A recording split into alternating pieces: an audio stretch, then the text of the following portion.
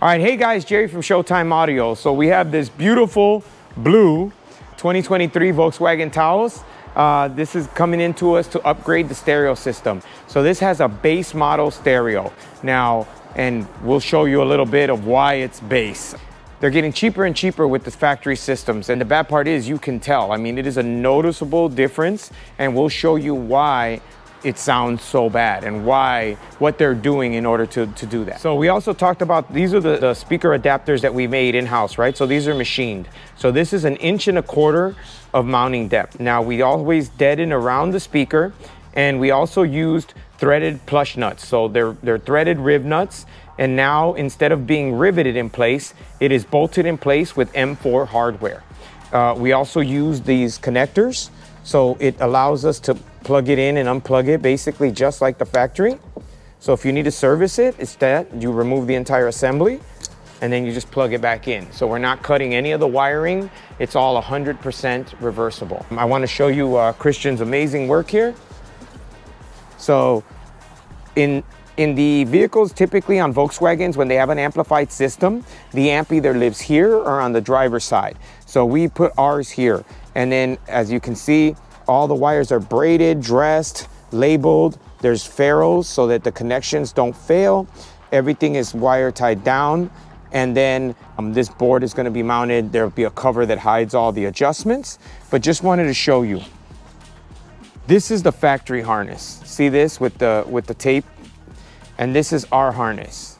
It's hard to see, but that's the point. So we follow the original harness and we dress our harnesses to mimic the original. So if somebody opens this up, they would not know that we have anything aftermarket in here at all.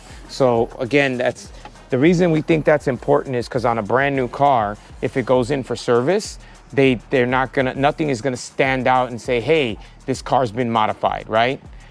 We're also using a T-harness. So we have it kind of apart right now, but everything is a T-harness. If you can see, it's all wired and labeled. So this is front signal to amp, rear signal to amp, and then this other harness is the speaker wires. So we're teeing off. So basically we're taking, so that we don't cut up any of the wiring, we use this plug, which is, there's a male and a female. So we take the original radio out of the plug and it now plugs into our harness. Then we take the new plug and plug it back into the radio. It passes through all the essential wires, but gives us connection points without having to cut or splice or anything for our signal coming out of the radio and for our speaker wires that run to all the original speakers in the car. So the nice thing about that is if we ever have to return the car to stock, literally unplug it, plug the connector back in, never know we were there, right? There's nothing cut, nothing modified, nothing at all. So it's 100% plug and play. For the pillars, we're not using the original wiring for this in this case because it is tied to the door speaker, and we have an external crossover. These will be mounted, by the way. These are we just testing everything right now. But now we even put a connector for that. So even though we're not using the stock connector, we have our own aftermarket connector, which will be dressed and look like the stock. And then, you plug it in, it's keyed so that they can't plug it in backwards. The main thing is to eliminate the human aspect, right? To eliminate the possibility of somebody making a mistake. So by it being keyed, it's also color coded, red and black. There's no way to put it in, you can't put it in backwards, right? So it allows us to still keep it really, really serviceable. This is the speakers out of this 23 Taos, right? So just wanted to show you. So this is a component set, right? So this is a mid-bass driver and this is the tweeter. So that's the front. So technically in all the sections of the car, you either need a component set, which is the woofer and a tweeter, or a coaxial, which is the woofer with the tweeter mounted in the center of the speaker. Because that's the only way you're gonna get basically the full range. Not sub-bass, but down to mid-bass level. So what they've done on this car is the front has components, and they actually oversized this tweeter. I mean, if you look at the motor structure on this, I think it's in order to compensate for the lack of having tweeters in the back. This is a pretty big tweeter considering it's just deck power. So it's literally just running off the radio. So it's radio and 4 speakers in essence. Now we say 4 speakers, but we mean like 4 quadrants or 4 corners, you know, front right, front left, rear right, rear left, right? So now in the rear, all they have is a mid-bass driver. There's no tweeter, so there's no highs in the back of the vehicle. So in other words, in the front, it sounds okay, I guess. In the rear, it sounds really bad. I mean, basically it would sound like this. You would hear nothing but mid-bass. You would have none of the upper, like tweeter, like the brightness, the sharpness of the music, right? So it would sound very bad, very muffled. And it's, when we look at the RTA, we looked at the electrical signal. So in other words, the information or the music that is coming to each driver.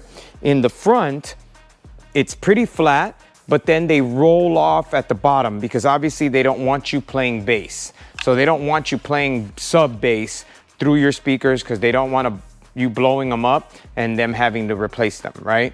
In the rear, it's a little even more weird. Not only did they roll off the rear, but they also rolled off the tweeters, so the high-end frequencies.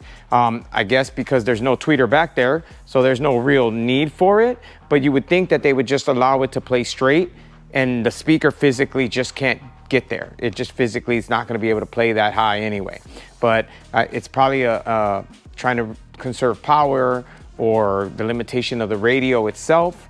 But that's why the car sounds so bad, because not only is it missing speakers, I mean, it's in essence missing a pair of tweeters, and the EQ in the factory radio is also eliminating some of the information, some of the music, right? So that's a lot of the reasons why a lot of people complain that it basically sounds like there's not enough bass, and it sounds muddy, it sounds muffled, and unfortunately, it's on purpose because we're limited by only having one single pair of tweeters in the vehicle. So there's only so much sound that you're gonna get out of those single tweeters.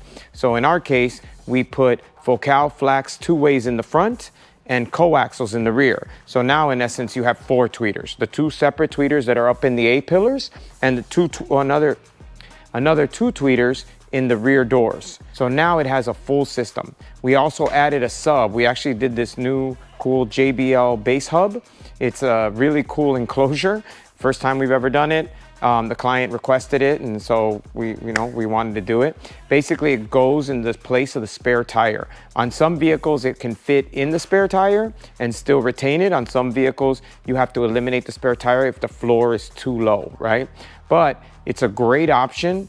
Takes up no space or no usable space, and it sounds really good. Like it's a hefty enclosure and a hefty sub. It has some pretty decent output. We were pretty impressed. So that's the JBL bass hub. So this is the whole enclosure, and here's what's crazy. It's a down firing sub, but it's in essence got these openings or these slots so that the bass, not only is it firing at the ground, at the floor, but it's also got openings on here so that the bass can escape. And then it bolts down via the tie down for the spare tire. So it is, I mean, I'm moving the whole car versus the sub enclosure. And we always still do our connectors so that if, our PowerWorks connectors, so if you ever have to remove it, you can. Now, as you can see, the car looks 100% stock, right? So tweeters are in the stock location, mid-bass is in the stock location, coaxials in the rear. The amplifier lives here. Now, on a lot of your Volkswagens, the aftermarket amplifier, if it had a JBL, a Fender system, any of the other systems, the amp actually lives right here in this space. Typically, it's on the driver's side. We like to do it on the passenger side just because the driver's side obviously has way more movement. This is, you very rarely move the passenger seat. The amp actually drops right in as if it was made for it. I mean, it literally looks like it could have been part of the vehicle originally. The other thing that we do, so we added our bass knob right here, nice and easy, so that the client can reach it, get to it very easily. And other than that, the car looks 100% stock. Everything still functions exactly the same way. And it's all plug and play, right? So all the harnesses, we didn't cut any of the wiring. made plugs for the speakers, adapters. If anything, even the speakers are better now because they're bolted in as opposed to being riveted in. The original speakers in this vehicle are riveted in. So they basically just bam, bam, bam, bam, rivet all four spots. And now so to service it, technically you would have to drill out the rivet and then service it. But now, since we put in those M4 bolts, now it's serviceable. So you can literally pull 4 bolts, remove it, do whatever you have to do, and bolt it right back in without having to drill or do anything to the car. Visit our website at showtimeaudiochicago.com.